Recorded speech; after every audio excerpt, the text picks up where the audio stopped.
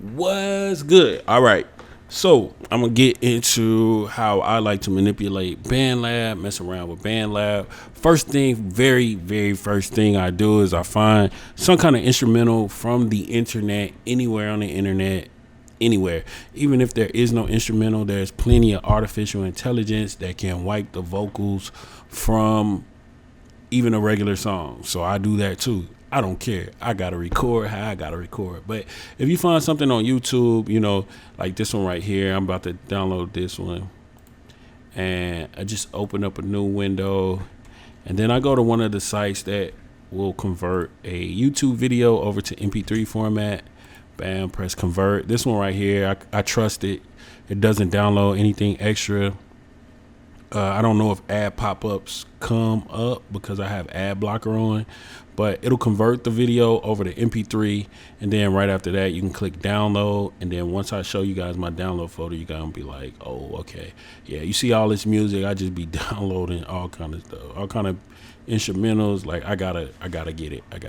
So anyway, once you have that file, which is right here, you no longer have to be on this website. I go right to Bandlab. I get right to it.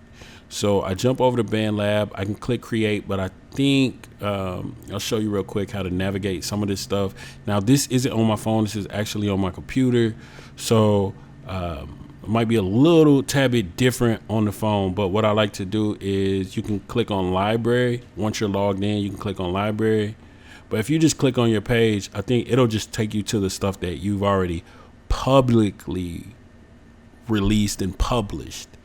But I like to go to library because it'll show you everything that you've been working on. So let me click on library. Now you can see I've been working on tons of songs. So it looks like I did not save my most recent one. All right, so this is my sister, Franny, whoever's watching. I don't know who's watching this video. So this Franny working on something, but I'm trying to show everybody how you do this. Let me look at my notifications real quick. You can click that. Oh yes, so last time she made a revision was 2 days ago, and I'm gonna help her figure out some stuff by making this video. All right, so anyway, I know I kind of jumped all over the place there, but that's how you navigate. Library is where you're gonna find all your tracks. So I got some with like my brother, already said my sister, already said, oh, and my friend from college, my daughter, all that stuff. So anyway, click new project. When you click create, you can click new project. I'm sorry guys, I jump all over the place when I do these tutorials. My brain just be going. So you let it load up.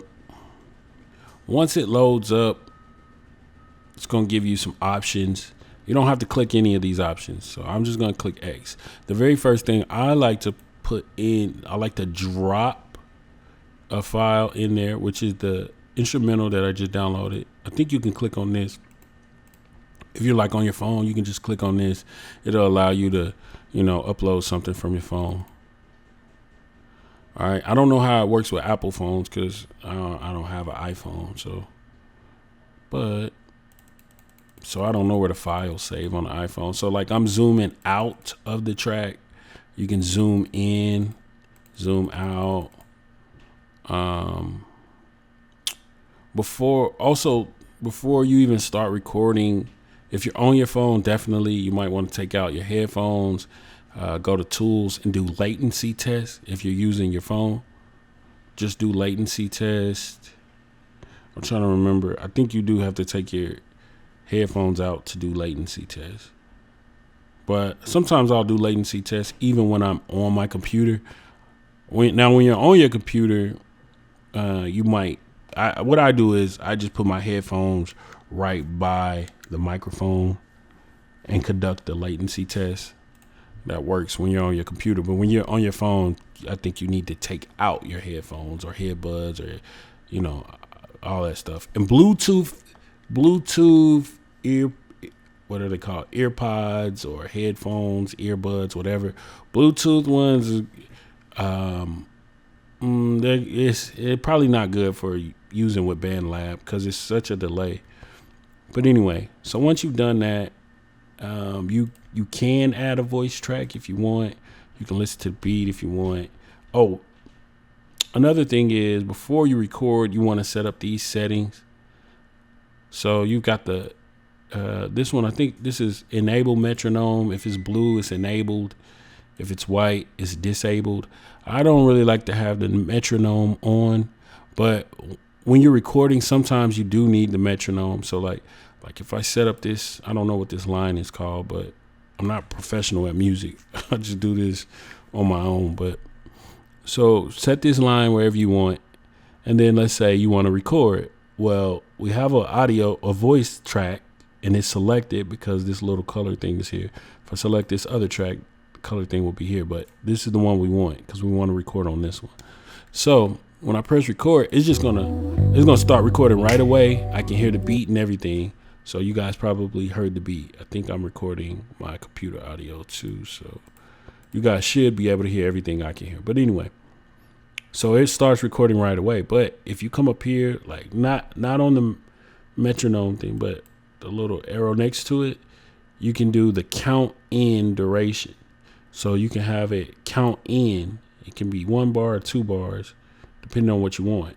So once you select that and you press record, it'll actually count you in. You can hear the little tapping start sound. Recording right away. And okay, I stopped it, but so like I'll go to 2 bars.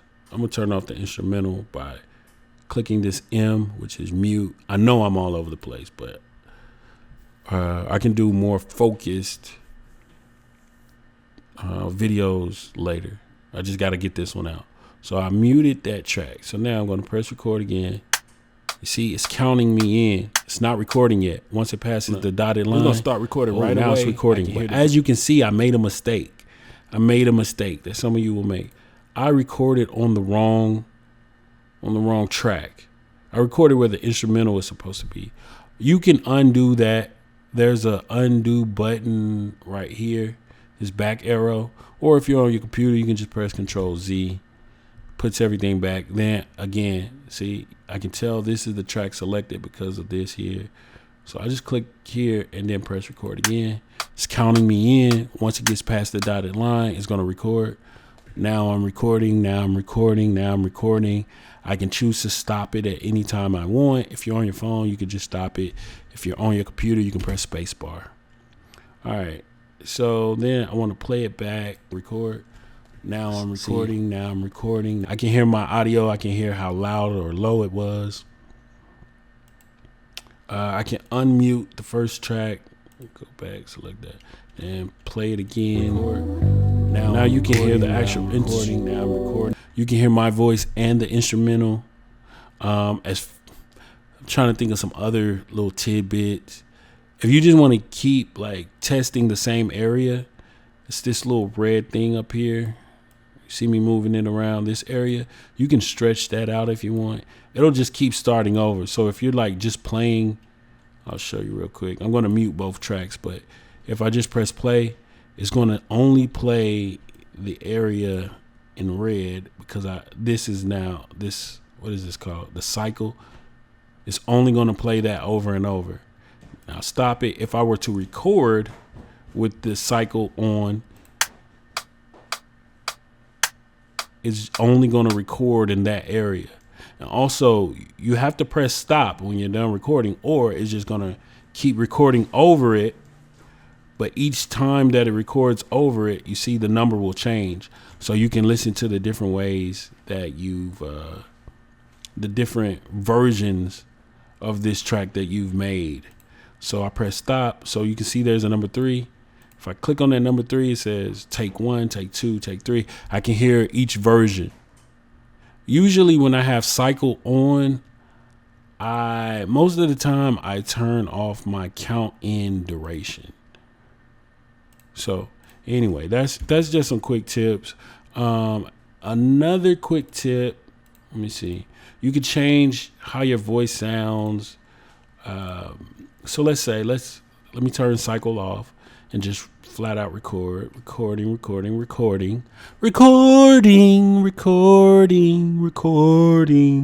not trying to sing or nothing, but yeah. Anyway, so I just recorded that. I'm not really trying to sing, but I want you guys to hear how it sounds. Flat out recording.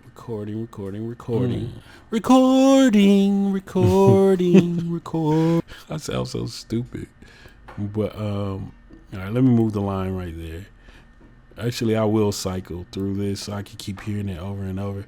But like it's gonna play it, and then I'm gonna show you some options you can use, because you can add effects. If you click effects, you can add effects, and you can change the pitch or just flat out add effects. So first, recording. I'm gonna go to auto pitch. Recording. I'm not trying to sing or nothing, but recording.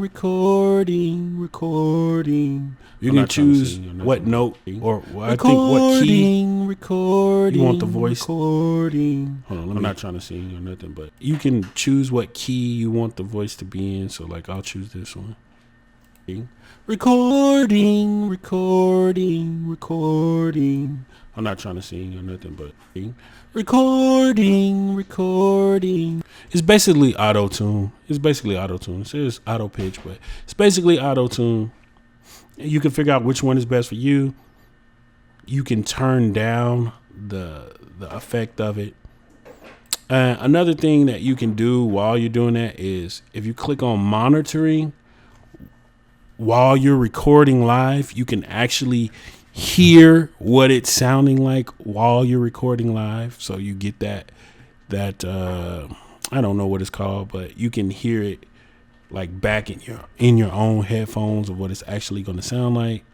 And that's so the auto pitch, just think of it as auto tune.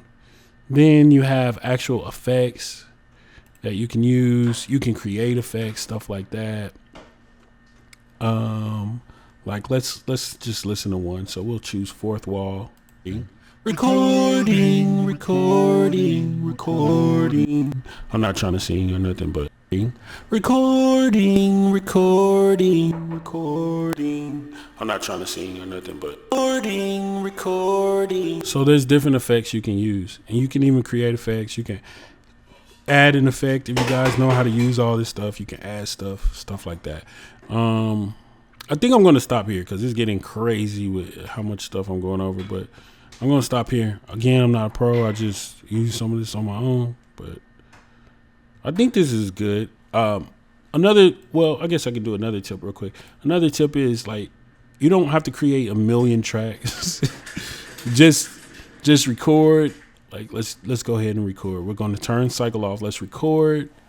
Yeah, I'm making part of a track. Yeah, I'm making part of a track. But beauty. Oh, let me stop it. And then I'll put the line right where I stopped and create a second track.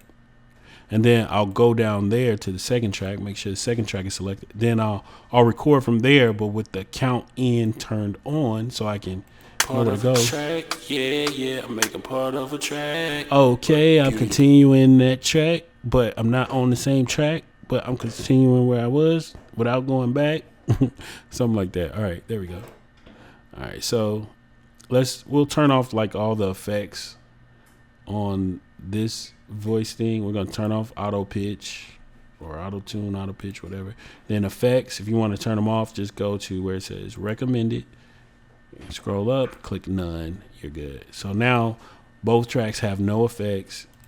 Just play it through. Making part of a track. Yeah, I'm making part of a track. Okay, I'm continuing that track, but I'm not on the same track, but I'm continuing. And so what I like to do is like, once I know what I'm going to say, like I'll just keep going. Like I'll record here, then record down here, then record up here, then record down here. Then once I finally know like all the things, because I just make up stuff on the go. I don't write it. I just keep going. So I'll make a third one. And I'll have these two will be playing. So we're going to be on the third one. Let's go back to the beginning. Let's go. Record it. Yeah, making part of a track. Yeah, making part of a track. Okay, I'm continuing the track, but I'm not on the same track, but I'm continuing the track. Anyway, on the third one, I try to repeat what I try to say both of these, what I'm saying in both tracks. The first two tracks together, so then I can just have one streamlined track, and then I'll basically delete the first two or turn them into like tracks for ad libs or whatever.